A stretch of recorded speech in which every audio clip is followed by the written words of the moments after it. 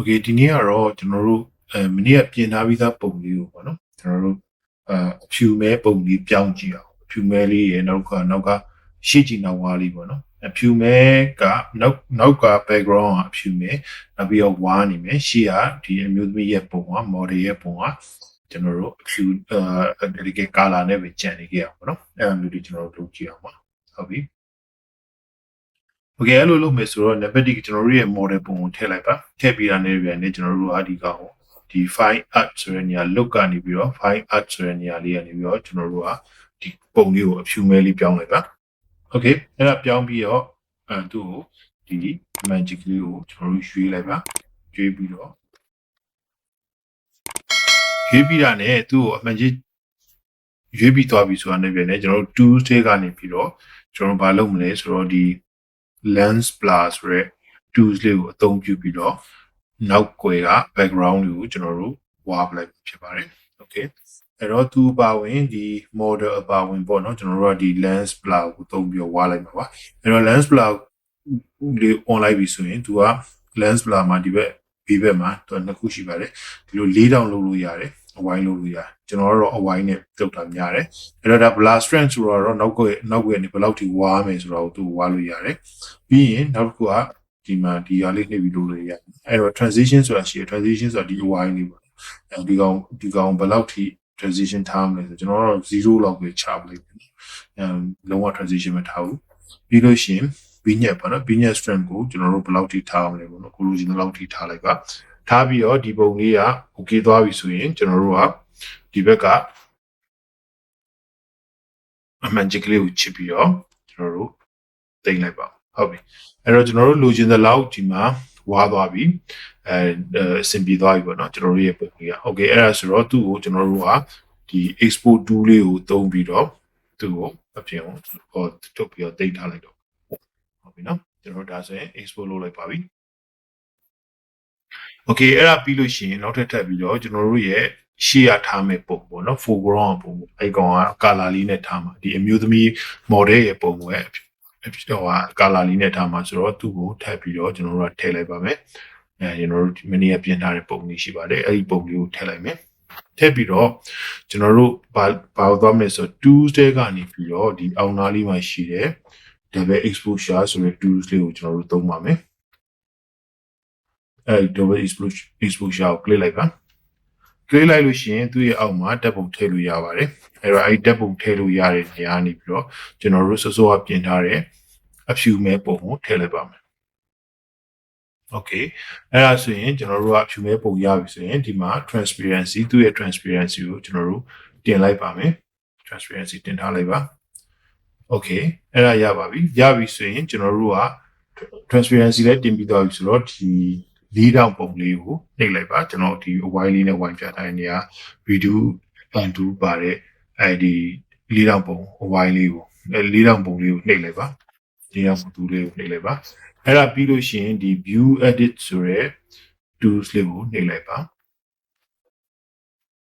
အဲ့မှာဆိုရင်ကျွန်တော်တို့ဒီမှာ double exposure ဆိုပြီးတော့ပေါ်လာပါတယ်အဲ့ double exposure ကိုနှိပ်လိုက်ပါနှိပ်ပြီးလို့ရှိရင်ဒီအလဲကောင်မှာရှိတဲ့ brush tool လေးကိုကျွန်တော်တို့နှိပ်လိုက်ပါဒါဆိုရင်ကျွန်တော်တို့ကဒီရှေ့မှာထားမဲ့ပုံနဲ့ဒီနောက်ကွယ်မှာရှိတဲ့ပုံကိုကျွန်တော်တို့ကနှစ်ခုကိုကျွန်တော်တို့စတွေ့ပါပြီအဲ့တော့ကျွန်တော်တို့ကဘာလုပ်မလဲဆိုတော့ကျွန်တော်တို့အဖြူအမဲသွားစေခြင်းနဲ့ဒီအဖြူမဲဖြစ်သွားစေခြင်းနဲ့ဗလာစေခြင်းနဲ့နောက်ကွယ်ကဒီ background ပဲပေါ့နော်တိကျလေးဒီ brush နဲ့လိုက်ပို့ပါမယ်ဒီမှာ 100% ထားပါပြီးရင်ဒီလိုလေးလက်ကလေးနဲ့ပဲလိုက်ပြီးတော့ပို့လိုက်ပါနော်လက်ကလေးနဲ့လိုက်ပို့လိုက်ပါလူရဲ့ပုံမထိစေနဲ့ပေါ့နော်နံပါတ်1ကလိုခကြမ်းလေးပဲကျွန်တော်တို့အရင်ဆုံးလိုက်ပို့လိုက်မယ်လူနာလေးကိုမပါသေးဘူးပေါ့နော်လူနာလေးကိုမပါသေးဘူးအဲ့လိုလေးပို့လိုက်မယ်ပို့ပြီးတော့ကျွန်တော်ကြည့်လိုက်ပါ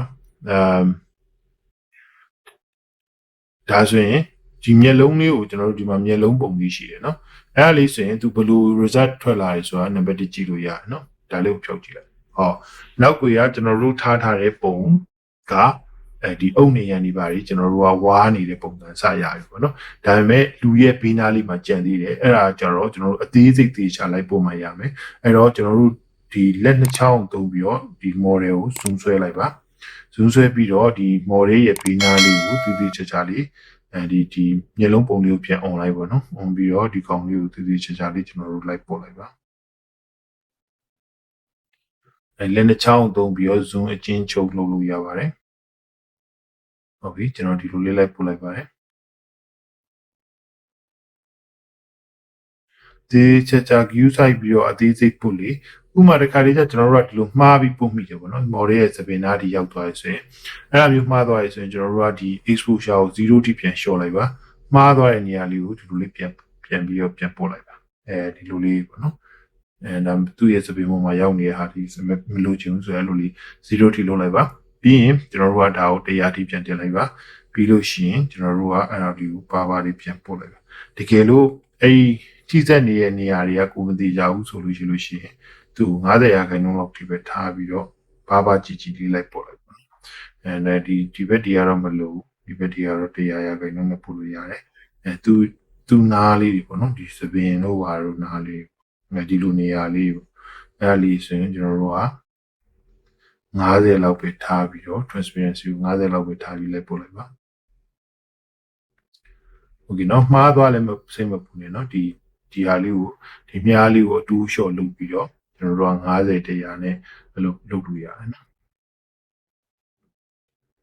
โอเค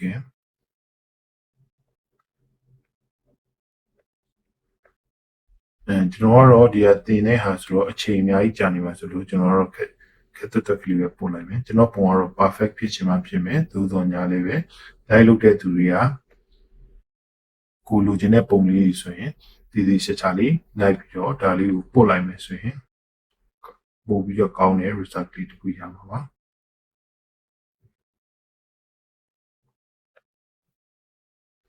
โอเคဒါဆိုရင်ကျွန်တော်တို့ရပြီပေါ့เนาะကျွန်တော်တို့လိုချင်တဲ့ style တိုင်းရသွားပြီเนาะအဲ့ဒါတော့ကျွန်တော်တို့ကဒါလေးကို enter လေးနှိပ်ကြည့်လိုက်ပါဆိုက original ပုံနဲ့ကျွန်တော်တို့ပြင်လိုက်တဲ့ပုံဆိုရင်အများကြီးတိတိကျကျကွာသွားတာတွေ့ရမယ်ဒါကတော့ original ဒါဒီလိုမျိုးပေါ့เนาะအဲ့တော့မကြည့်နေသေးဘူးနည်းနည်းလေးဒီမှာကြံနေတဲ့ channel လေးတွေပုတ်ချင်နေရဆိုရင် brush လေးကိုပြန်ယူအဲ့ကြံနေတဲ့ဒီ color လေးကြံနေတဲ့နားလေးကိုတွားပြီးတော့တခြားလေးပုတ်လိုက်ပါနော်ဒီနားလေးတခြားလေးပို့လိုက်ဒါဆိုရင်ကျွန်တော်တို့ကဒီလိုပုံလေးရသွားပြီပေါ့နော်နောက်ကိုရအဖြူမယ်နောက်